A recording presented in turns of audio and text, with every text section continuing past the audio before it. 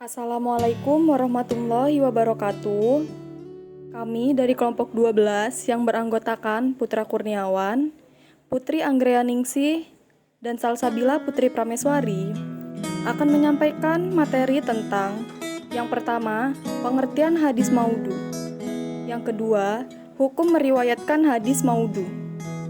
Yang ketiga, kritik kesahihan sanad hadis. Yang keempat, kritik kesahihan matan hadis. Saya Salsabila Putri Prameswari akan menyampaikan materi tentang pengertian hadis maudhu dan hukum meriwayatkan hadis maudhu.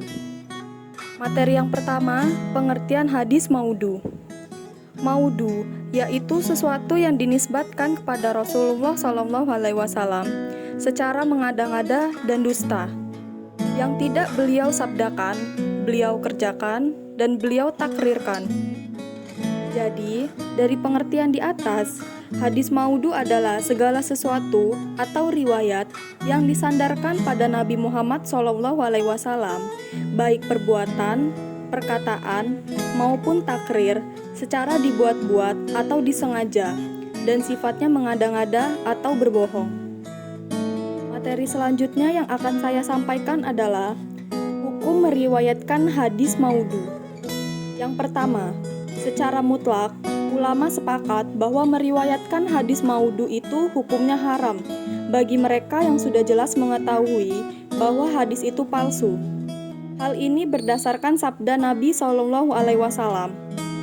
Barang siapa yang menceritakan hadis dariku, sedangkan ia mengetahui bahwa itu dusta, maka dia termasuk para pendusta. Yang kedua, bagi mereka yang meriwayatkan dengan tujuan memberitahu kepada orang bahwa hadis ini adalah palsu, atau menerangkan kepada mereka sesudah meriwayatkan atau membacanya, maka tidak ada dosa di atasnya.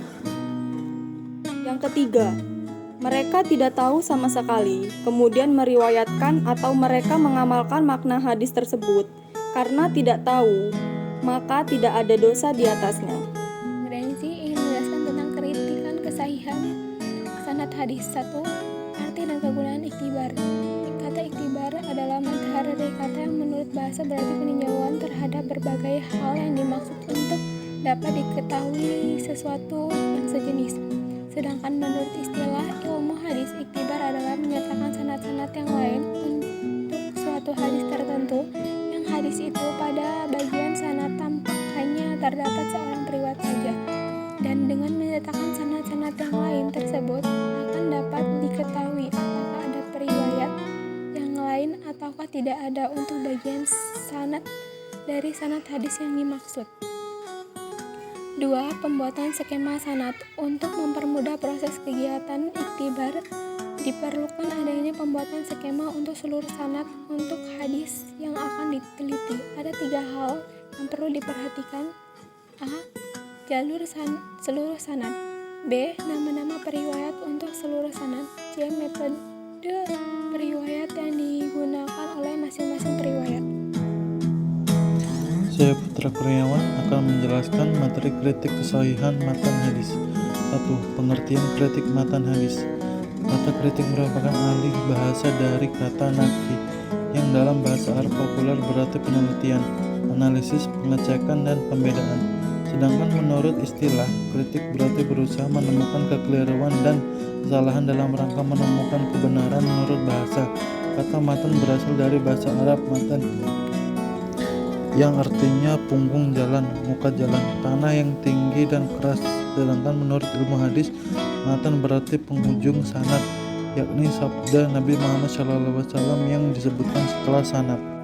Singkatnya, matan hadis adalah isi hadis. Dari pengertian-pengertian di atas dapat dipahami bahwa kritik matan hadis adalah suatu upaya dalam bentuk penelitian dan penilaian terhadap matan hadis Rasulullah SAW untuk menentukan derajat suatu hadis, apakah hadis tersebut merupakan hadis yang sahih atau bukan, yang diawali dengan melakukan kritik terhadap sanad hadis terlebih dahulu. 2. Kemunculan dan perkembangan kritik matan hadis. Secara praktis, aktivitas kritik matan ini telah dilakukan oleh generasi sahabat. Sebagai contoh adalah yang pernah dilakukan oleh sahabat senior seperti Abu Bakar setelah Rasulullah tiada, ketika didatangi seorang nenek untuk meminta bagian warisan cucunya, Abu Bakar berkata, "Saya tidak mendapatkan dalil dalam Al-Quran dan saya tidak pernah mendengar Rasulullah memberikan bagian bagi nenek." Kemudian Abu Bakar menanyakan hal ini kepada orang banyak. Al-Mughirah menjawab, "Saya mendengar Rasulullah memberi bagian nenek 1/6. Abu Bakar bertanya, "Siapa orang lain yang mendengar kasus ini?" Muhammad bin Maslamah bersaksi atas kebenaran Al-Mughirah. Dengan konfirmasi ini, Abu Bakar memberikan bagian warisan kepada nenek tersebut 1/6. 3. Langkah-langkah dalam melakukan kritik matan hadis. Adapun langkah-langkah yang bisa dilakukan dalam melakukan kritik matan hadis menurut pemaparan Bustami dalam bukunya Metodologi Kritik Hadis 34 adalah sebagai berikut. 1. Menghimpun hadis-hadis yang terjalin dalam tema yang sama. 2. Penelitian matan hadis dengan pendekatan hadis sahih. 3. Penelitian matan hadis dengan pendekatan Al-Quran. 4. Penelitian matan hadis dengan pendekatan bahasa. Baik, terima kasih atas perhatiannya untuk menonton video dari kami kelompok 12. Saya akhiri. Wassalamualaikum warahmatullahi wabarakatuh.